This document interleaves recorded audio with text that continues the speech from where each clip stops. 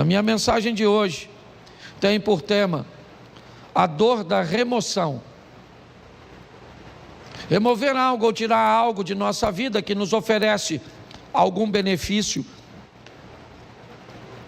é muito desafiador. E todas as vezes que a vida, que Deus se predispõe a agir na nossa vida, para que algo ou alguém seja removido dela, essa remoção, ela vai causar dor, por medo, por sentimento de posse, ou simplesmente por conforto. Normalmente as pessoas não têm dificuldade, principalmente na igreja. Você quer colocar alguém num cargo, ninguém normalmente não te pergunta por que você está colocando essa pessoa no cargo.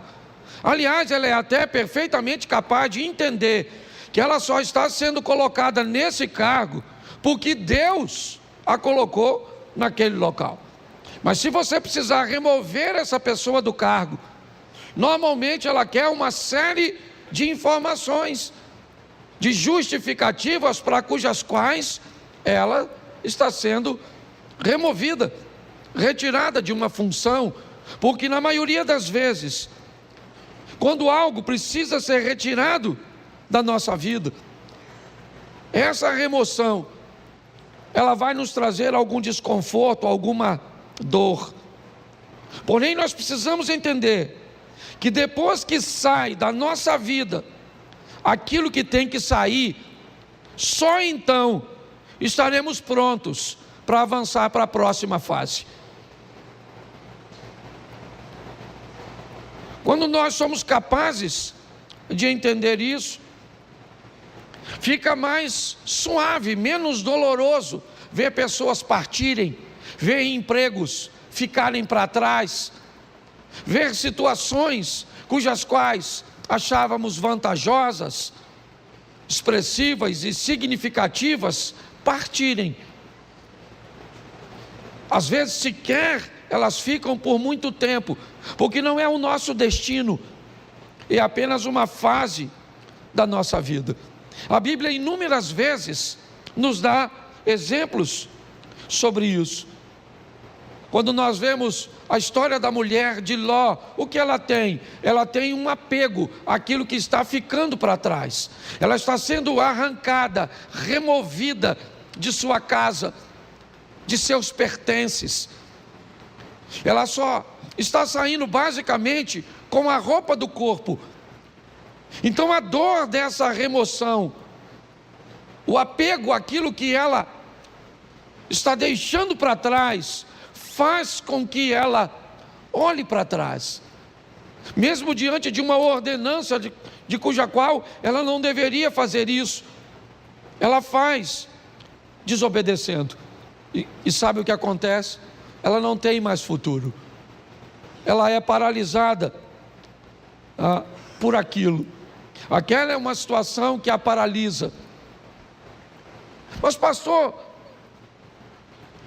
muitas vezes nós precisamos retornar, precisamos dar uma olhada, sim, mas não precisa ser num looping onde você retorna onde estava. O movimento pode parecer o mesmo, nós podemos fazer isso numa espiral, onde você volta ao mesmo lugar que estava antes, somente não é na mesma altura. Volta, mas você sabe, quando um avião pequeno, ele precisa decolar num ambiente montanhoso, você sabe o motivo pelo qual o avião do grupo Mamonas Assassinas colidiu com a Serra da Cantareira? Porque ele não tinha força suficiente para decolar como um jato. Não havia nele potência o suficiente para alcançar uma altura. O piloto deveria ter decolado utilizando um sistema de espiral. Decolaria mais baixo, então retornaria e ganharia altura para que conseguisse transpor aquele obstáculo, aquela serra.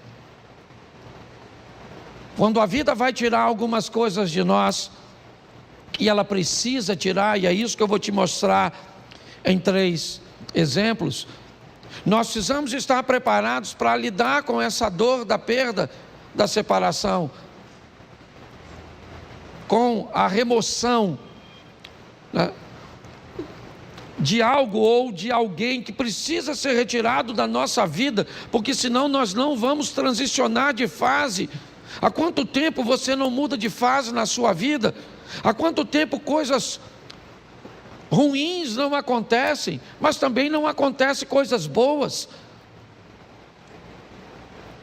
Quando você vive num dinamismo, é lógico que nem sempre coisas boas vão acontecer. A dinâmica da vida traz consigo coisas ruins, mas coisas boas também acontecem. E nós vamos vivendo e crescendo, evoluindo. Mas se nós não soubermos lidar com essa situação, nós vamos ter problemas. O primeiro texto que eu quero usar é um exemplo disso num milagre. Segundo livro dos Reis, capítulo 4, verso de número 4. Põe para mim na tela, por favor. Segundo livro dos Reis, capítulo 4, verso 4. Depois entra em casa, fecha a porta atrás de você e dos seus filhos, e derrame o azeite em todas aquelas vasilhas, e ponha à parte as que forem ficando cheias. Preste atenção na exposição desse milagre, no que a Bíblia está narrando. O milagre está acontecendo, mas todas as vezes que uma botija de azeite se enche, o que esta mulher tem que fazer é retirar esta botija, colocar uma outra no lugar e colocar essa botija para trás. Então, enquanto essa está enchendo, assim que essa enche, ela remove essa e coloca essa para que se encha. Me parece que a visão é basicamente a mesma. Aconteceu, está tudo certo, e agora o que eu faço? O que aconteceu agora é passado. Eu tenho que voltar para o ambiente onde as coisas acontecem, e não utilizar o verbo no passado. Eu tenho que entender isso. Nós não podemos ficar vivendo, né, a mesma estação o tempo inteiro. Então aconteceu, tá bom, foi bom ou foi ruim, passou, eu tenho que estar pronto para a próxima fase.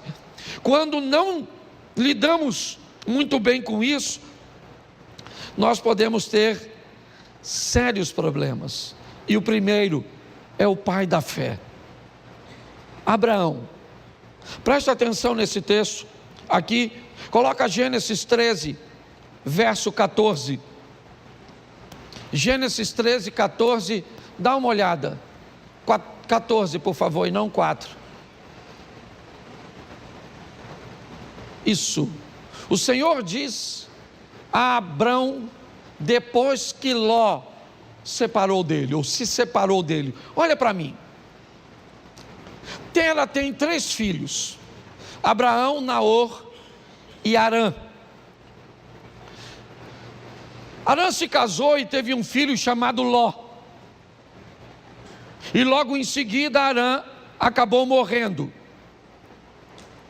Tera deixa Naor em Ur e sai com Abrão, com Ló, com Sarai, a esposa de Abrão, em direção a Canaã. Mas eles fazem uma parada em Harã e permanecem ali um tempo. Ali, o pai de Abraão, Tera, acaba morrendo. O que Abraão tem agora é apenas seu sobrinho Ló. É apenas um sobrinho. Ele não está mais em Ur, não. O texto é claro. Todos os restantes, né, as pessoas restantes, acabam ficando em Ur. O único que está caminhando com Abraão é Ló. Quando Deus aparece a Abraão e diz: Abraão, sai da sua terra e da sua parentela, ele não está em Ur, ele está em Harã. Note bem, a terra dele não era Harã, a terra era Ur, mas Deus está dizendo para ele, se ele está ali naquele momento, aquela terra é a terra dele. Deus está dizendo para ele, essa terra onde você está vivendo, ela é sua no momento, ela é o lugar que você está. Ele já saiu, é verdade, de Ur, seu destino era Canaã, mas seu pai parou em Harã, por motivo cujos quais eu desconheço, e acabou morrendo ali. E o que sobra para Abrão? Sobra Ló. Quando Deus diz, sai da sua terra e da tua parentela, a terra é Harã, e a parentela é Ló. Apenas um parente. E apenas uma solicitação de remoção que Abraão me parece que tem dificuldade de fazer. Por quê? Porque Ló era órfão, provavelmente, porque a terra cuja qual ele está agora não é Ur, não é um ambiente de Ló, talvez. Mas o grande problema é a orientação e a ordem que Deus está dando a Abraão. Deixa, está na hora de Ló sair de sua vida, porque só tinha ele, então não tinha outro. Note que é apenas uma coisa, e apenas uma pessoa, mas olha o estrago, o atraso, o prejuízo que desobedecer uma orientação do Altíssimo pode trazer para a trajetória de uma vida. Por que Abraão provavelmente tem medo, insegurança de deixar Ló para trás? Porque se ele deixa Ló, o argumento dele vai se solidificar em Eliezer, o Damasceno. Já que ele não pode ter filho, pelo menos que ele deixe sua herança para um sobrinho, que ele o adotou. Pelo menos é alguém de seu sangue. E parece que Abraão está preso nisso. Na hora de remover Ló é muito doloroso. Por quê? Porque ele é a minha segurança no que diz respeito ao futuro. Se não for ele, como é que vai ser? Pois é. Às vezes quando Deus quer remover algumas coisas cujas quais somos apegados demais, sem ela não veríamos uma saída. O que eu vou fazer? Como é que vai ser? É a única coisa que eu tenho, é a única corda que eu tenho para me segurar. E Abraão leva Ló com ele. Ele não consegue se apartar de Ló.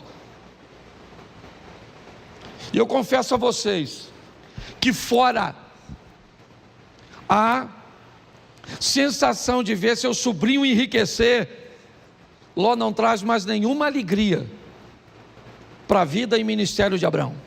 Nenhuma. Se você for olhar a história, é só problema, é só dificuldade, é só adversidade. Até que chega um momento que Deus diz: Abraão, não tem mais como.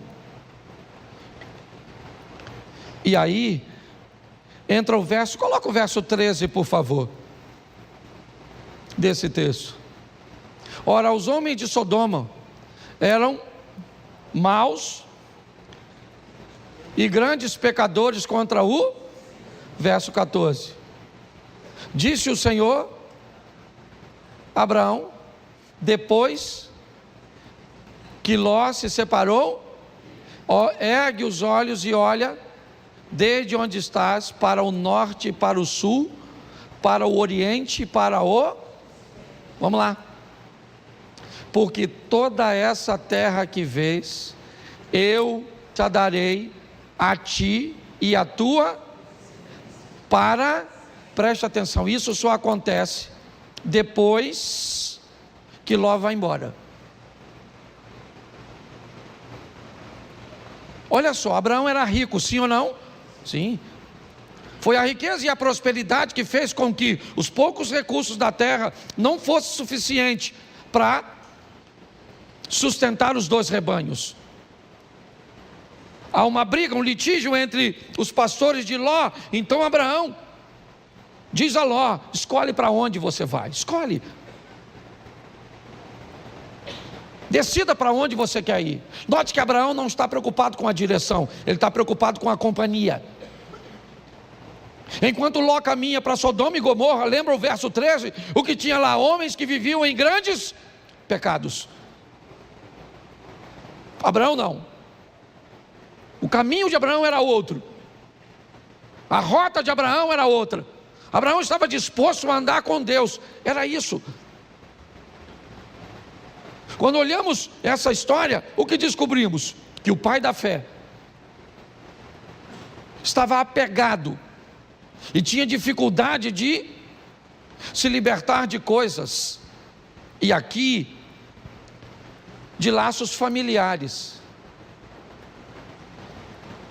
Entenda o que eu vou falar agora. O corte do cordão umbilical, o rompimento da sua vida para com a sua família, para viver a sua própria história, precisa acontecer. É importante que você entenda isso. Existe uma nova fase para você, e você precisa estar pronto a retirar ou a permitir que isso aconteça. Se dependesse de Abraão, ele não tiraria. Mas a prosperidade dos dois foram tanta que a terra está dizendo para eles: vocês não têm como viver juntos. Então ele diz: então você vai embora. E o texto diz que assim que Ló sai da vida de Abraão, Deus disse: agora levanta os teus olhos e olha. Agora dá uma olhada. Agora não há limite. Finalmente eu posso fazer na sua vida tudo aquilo que eu sempre quis fazer. Só não conseguia fazer antes porque você ainda estava aprisionado. É importante, eu não sei qual é a prisão ou aquilo que precisa ser removido da sua vida. Eu sei que tem coisas, e principalmente quando o assunto são questões familiares, principalmente, é romper com uma mãe para dar um outro nível para o casamento. É romper com um filho para dar um outro nível para o casamento. Pare e pense. Muitas vezes nós precisamos, não é abandonar, não. Você vai ver o que Abraão ainda vai fazer mais à frente. Mas é importante que nós entendamos isso, que depois que Ló sai da vida de Abraão, as coisas tomam um rumo totalmente diferente. Então, por mais doloroso que seja, esteja pronto para viver essa remoção. Deixa eu usar a segunda, que eu não posso deter muito tempo. Jonas 1,15. Jonas capítulo 1, verso de número 15.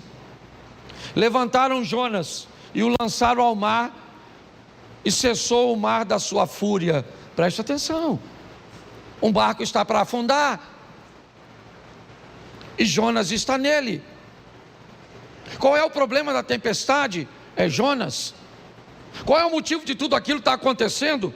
É Jonas. Por que Jonas está ali? Porque o capitão do navio está ganhando dinheiro com Jonas. Jonas está ali porque comprou uma passagem. Jonas está ali porque tinha uma grana para comprar uma passagem para entrar nesse barco. Mas ele é um desobediente, está certo? Mas ele está trazendo dinheiro. Mas eu não sei quem ele é. Tudo bem, não quero saber.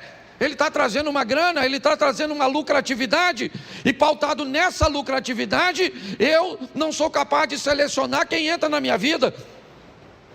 Deixa eu fazer uma pergunta para você: quanto custa para entrar na sua casa? Quanto custa para entrar na sua família?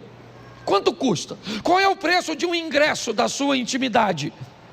Pare e pense.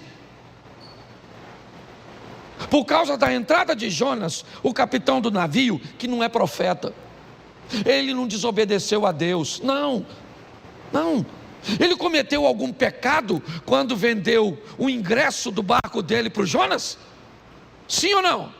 Claro que não. Mas não interessa, tem alguém dentro da vida dele, tem alguém dentro do barco dele que está trazendo aquela tempestade. É só uma questão de tempo até ele afundar. Você sabe o que ele faz, o capitão do navio? Ele pega toda a carga e joga fora. Ele precisava perder a carga? Não, o problema era a carga, o problema era Jonas. Mas ele perde a carga. Porque pessoas perdem aquilo que não precisava perder, quando não querem tirar o que precisa ser retirado. Você não quer tirar esse comportamento? Então tá bom. Perde o casamento, perde a intimidade, perde a paz. Mas sabe por que Jonas saiu do barco?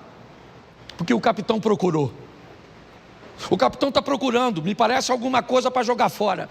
O que ele quer é aliviar o barco, já perdeu a carga, é verdade, mas a tempestade continua, então ele vai no porão, ele desce no porão do navio. Eu já falei isso aqui, ele desce no porão do navio, e lá no escuro do porão, deitado num lugar, está o Jonas. Porque aquilo que às vezes vai te levar para o fundo, não está na luz no convés, está no porão, escondido, quietinho. O que ele está estabelecendo em você, um comportamento, uma postura comportamental que destrói seus relacionamentos, que impede você de ter relacionamentos sadios. Mas quando ele procura, a Bíblia diz: aquele que pede recebe, aquele que busca acha. Então ele não está buscando, ele achou, pegou o Jonas, levou o Jonas no convés, o interrogou, e Jonas disse: não era para eu estar aqui, era para eu estar onde? Em Nínive, cumprindo a minha missão. Mas eu desci a Jope, peguei, certo? Comprei um ingresso, uma passagem, entrei no seu barco para ir para Tarsis, para a Espanha. E agora? A tempestade está lá, Jonas disse que ele é o culpado. Mas e agora? O texto diz que o capitão está com medo de jogar Jonas fora. Quem é esse cara? Não é quem ele é a missão que ele precisa executar. Não tem a ver com ele, é com o propósito de Deus na vida dele. Ele se torna importante por causa do propósito. E aquele homem olha e diz: eu não vou remover esse cara do meu barco, eu estou com medo de jogar esse cara fora. Eu jogo esse cara fora e, não quer jogar? Então tá bom. Eu sei o que é isso muito bem.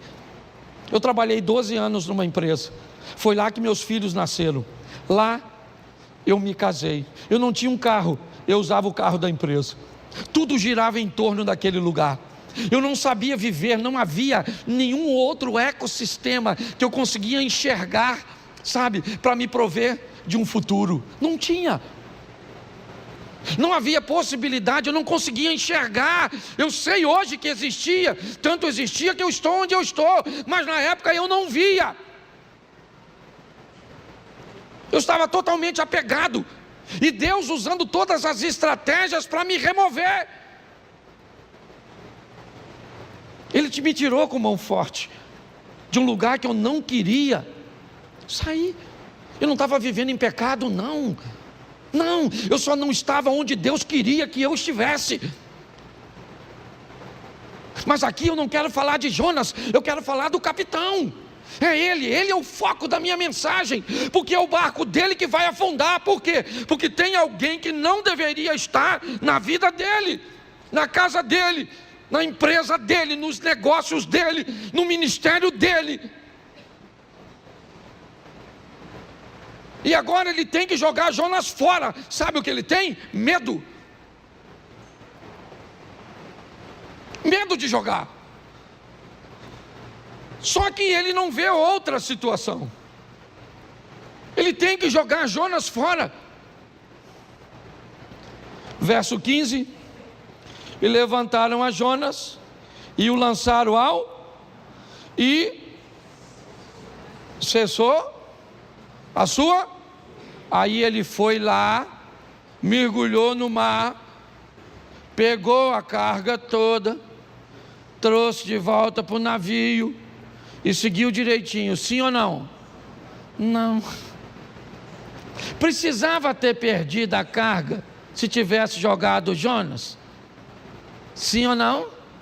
Mas perdeu a carga porque não achou o Jonas. Então fala para quem está do seu lado: acha o Jonas.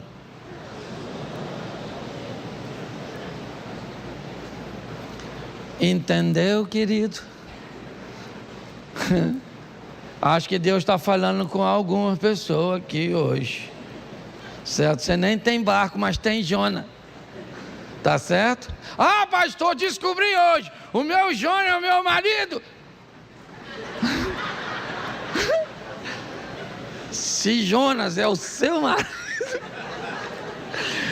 eu vou te dar uma notícia, dona. Afunda. Porque tem gente que a turma que já está brigando, né? Fala, pastor, nossa, remoção.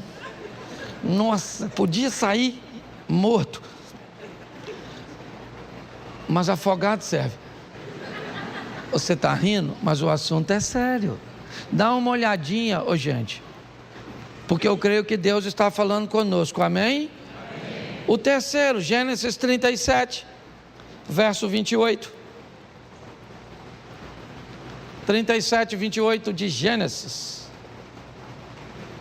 Isso. E passando os mercadores midianitas, os irmãos de José o alçaram e o tiraram da cisterna e o venderam por 20 ciclos de prata aos ismaelitas. E esses levaram José ao... Preste atenção, quando Deus precisa tirar você de um lugar onde a sua visão é diferente da visão dos outros. Por favor, se você veio para essa igreja, certo, e você não quer se encaixar nessa visão, essa é uma mensagem extraordinária para você.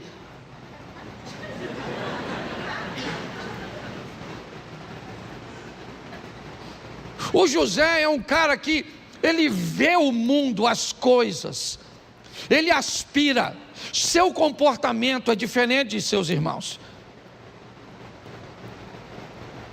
Não cabe.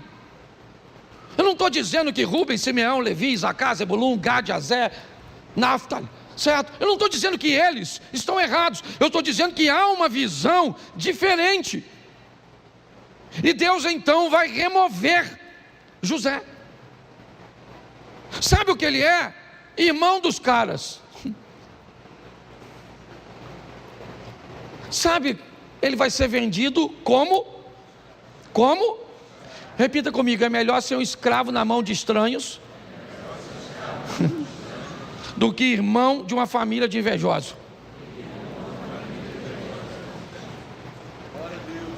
O dono do escravo, ele quer o quê? O que ele quer com o escravo? Ele quer o quê? Lucrar, sim ou não? Então, para o dono do escravo, quanto mais ele lucrar, melhor. O que o escravo vai fazer lá na frente, se o escravo amanhã se tornou governador do Egito, o cara não quer saber. O que ele quer saber é o quanto ele ganhou quando vendeu o escravo. Mas um ambiente de invejoso, ele está preocupado com o que você pode se tornar no futuro. É isso que vai incomodá-lo. Então o propósito, enquanto o dono do escravo não se preocupa com o escravo amanhã, desde que tenha ganho com ele, o invejoso não, ele se preocupa totalmente com amanhã, com aquilo que você pode se tornar. Porque na verdade, na maioria das vezes, todo mundo quer ver você bem, desde que não seja melhor do que ele. Na maioria das vezes é assim que funciona. José precisa ser removido daquele lugar. Não cabe ali. Mas pastor, fique tranquilo. Essa é uma questão de família, e uma família bem organizadinha. Não esqueça que esse cara, ele é bisneto de Abraão, sim ou não? Isso. Ele é filho de Jacó, que é filho de Isaac, que é filho de Abraão. Essa é uma história sensacional no que diz respeito à família. Por quê? Porque José é vendido pelos irmãos aos ismaelitas e vai para o Egito, como nós lemos o texto. No Egito, então, ele se torna governador e depois de anos, seus irmãos vêm morar numa terra que ele conquistou para seus irmãos. Olha só, nessa história, os irmãos de José cabem na vida de José naquele momento que ele está lá? Sim ou não? Não. Mas quando ele migra para o Egito e se torna governador, quem é que vem morar com ele?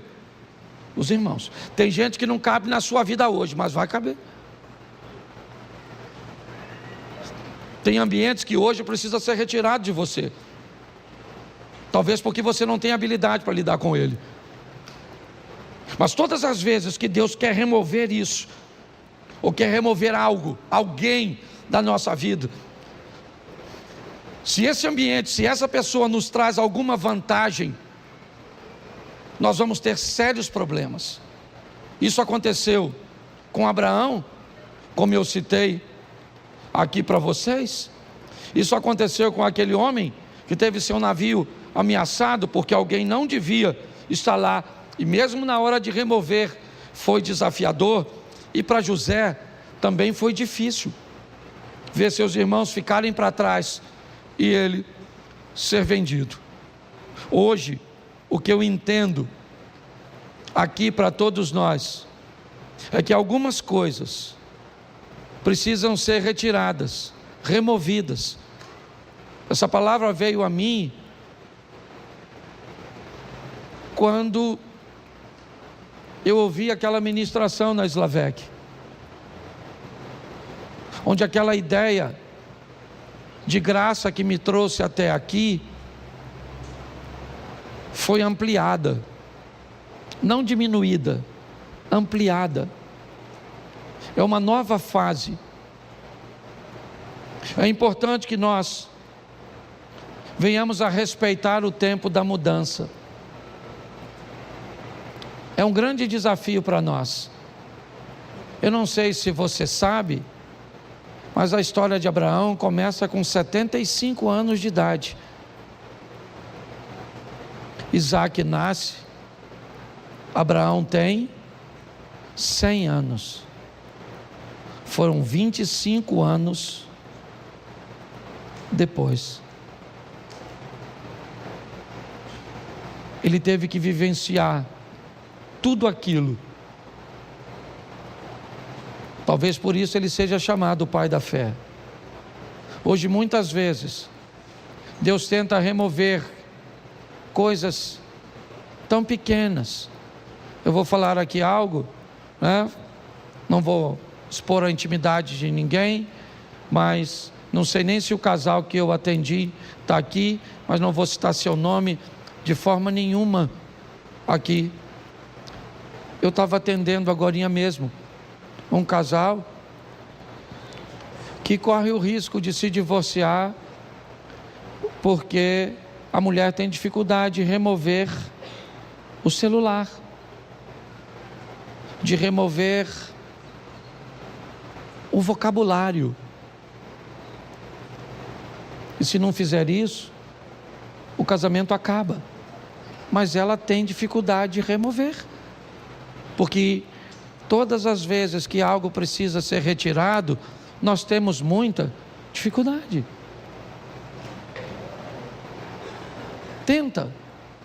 Tenta fazer uma devocional toda manhã. Tenta. E você vai encontrar com diversos obstáculos que você precisa remover. Tenta levantar de manhã, fazer a sua oração, fazer sua leitura bíblica, fazer um período de meditação. Eu não sei de quanto tempo você pode, mas tenta fazer isso. A probabilidade de você não conseguir é muito grande, porque para colocar essas coisas em prática, você vai ter que remover outras coisas que você já faz e que lhe oferece conforto. Tenta orar toda noite com sua esposa, de mãos dadas. Tenta fazer jejum pelo menos 2 ou 3 vezes na semana. Tenta para ver. Pastor, por que é tão difícil? Porque antes de fazer aquilo, você vai precisar remover outras coisas que já estão estabelecidas, que te oferecem vantagens, que te oferecem conforto. Hoje a minha proposta, sabe, é trazer esse entendimento para você. Eu fecho aqui na minha devocional de sexta-feira. Eu vivi uma das maiores experiências, porque hoje não era para eu estar aqui. Hoje era para eu estar envolvido num escândalo e preso, com meu nome passando na mídia. Mas por causa da minha devocional, e eu tenho certeza, uma oração tão simples que eu fiz naquela manhã, me deu condições de chegar no lugar 20 minutos antes e resolver um problema que ia acabar com a minha vida. Você sabe quantos minutos eu orei naquela sexta-feira? Talvez de 5 a 7. Sabe aquela oração que você levanta e entrega o dia? Sabe, Senhor, toma esse dia, toma isso, toma aquilo, oro para o fulano, para o ciclano, aquela coisa. Então eu vou falar uma coisa para vocês.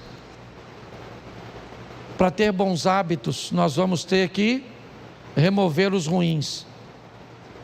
E se você achar que não consegue fazer isso, vai continuar com os ruins mesmos.